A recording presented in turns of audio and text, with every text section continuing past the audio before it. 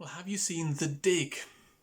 It's the film that everyone's talking about on Netflix, especially here in Suffolk, because it's the story of the discovery of the burial ship back in 1939 at Sutton Hoo. So it's a story that's got huge local interest for us about places that we know. And of course, let's not forget Ralph Fiennes' amazing Suffolk accent, which simply adds to the wonder of the film. And in its understated way, it really communicates to us the excitement of these discoveries. But I'm left asking, well, why this excitement? Why should the ancient past be so fascinating to us? Why do we want to know about it? You know, at one point in the film, Basil Brown, Ralph Fiennes' character, who is the self-taught archaeologist, is tempted to quit after uppity establishment archaeologists from the British Museum barge in. But his wife quietly comes alongside him and wisely says, look, you've always said your work isn't about the past or even about the present.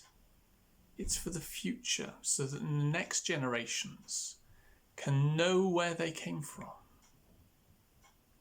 And that taps in, I think, into a deep human longing, doesn't it? The longing to know who we are, to know where we fit. Because that gives us so much of our identity. As the saying goes, no man is an island. Without those who've gone before us, we simply wouldn't be who we are today. But at the same time, that discovery cuts another way because it reminds us how fleeting our own appearance on the stage of history is. That actually, before too many years have passed, we will be like this great king in the burial ship who's just simply turned to dust.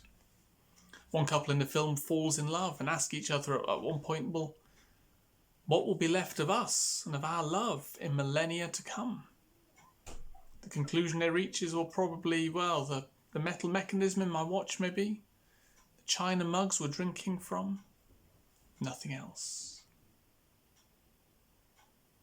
So the question that the characters are left asking is, well, how can I make this fleeting existence meaningful? It's a question made all the more poignant and urgent by being literally days away from the beginning of World War II, with all the lives that would be swept away by that tragic conflict.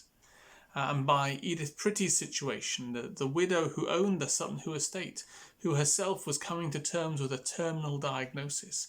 How can I make this fleeting existence mean something? But it seems, their best answer is just to really go for it, to make the moment count. And that's the best answer they can come up with. The thing is, that strategy has been around for millennia and has never been a great success. Millennia ago, in the Bible, one of the Bible writers in the book of Ecclesiastes tried it out. He sought to find fulfillment and meaning for his life in all kinds of things, in hard work and success in business, in filling his life with pleasure, in seeking wisdom, in living the good life. But all those things where he sought to give his life meaning, he came to the same point every time. Meaningless, meaningless. Everything is meaningless, he said. So The Dig has done a great job of asking the question. But to really answer it, we need something more. We need a bigger story, one that goes back way past the Anglo-Saxons, because we need to know not just what happened, but why. We need the story of what God is doing, the story of his call to us down through history to live under his loving rule, even though we've rejected it for so long with all the mess that has brought into our lives, into his world. And that invitation is something that's made possible by the rescue mission of his son, Jesus, through whom we can be brought back into relationship with the God who made us and who loves us, and therefore who defines and shapes our meaning and our purpose, with whom we were designed to live. And that discovery brings real meaning to life. It shapes every day in new ways. If you want to find out more about that, Why not have a look at our church website, sdbc.org.uk. You'll find a page on there called Commonly Asked Questions. A whole range of videos of questions that are often asked about the Christian faith. Particularly relevant to what we're thinking about in this video is the video called Does My Life Really Matter to God? Maybe you want to have a look at that. You know, at one point in the film, Basil Brown says, we are part of something continuous, this huge story stretching back through history.